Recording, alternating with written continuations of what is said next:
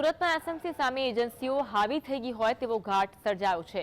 એસએમસીના transport ચેરમેને ખુદ એજન્સીથી ત્રાહિમામ પોકારી ઉઠ્યા છે। એજન્સી દ્વારા ડ્રાઈવર અને કંડક્ટર કોઈપણ ગુનામાં પકડાય તો બ્લેકલિસ્ટ કરવામાં આવે છે। છેલ્લા 1 વર્ષમાં 500 કંડક્ટર અને 250 જેટલા ડ્રાઈવરોને બ્લેકલિસ્ટ કરવામાં આવ્યા। ચેરમેને કહ્યું કે ગયા મહિને બસ એજન્સીને 92 લાખનો દંડ ફટકારવામાં આવ્યો। ટિકિટ કૌભાંડ અંગે તેમણે કહ્યું કે હું પાલિકા કમિશનરને ટિકિટ કૌભાંડ બાબતે રજૂઆત કરીશ।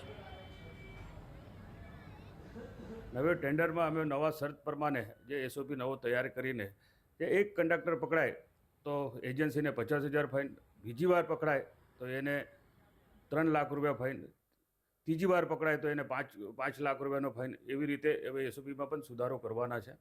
અને આ એજન્સી સુધરવાની નામ લેતી નથી અને અમે એને આ કંડક્ટર બ્લેકલિસ્ટ થવાથી મને સમાધાન થતું નથી। આ એજન્સીને કેવી રીતે બ્લેકલિસ્ટ કરવું આ દિશામાં અમે કાર્યવાહી કરી રહ્યા છીએ અને આ એજન્સીને એની શાન ઠેકાને આવે એના માટે આજે પણ હું મારા સિટીલિંગના વિજિલન્સના સ્ટાફને એક કંડક્ટર પકડાય તો સામે તમે કોઈ એસઓપી પણ નક્કી કરવાની આવશ્યકતા નથી, એ થશે ત્યારે થશે, પરંતુ તમે ફાઇન કરવાનું શરૂઆત કરો।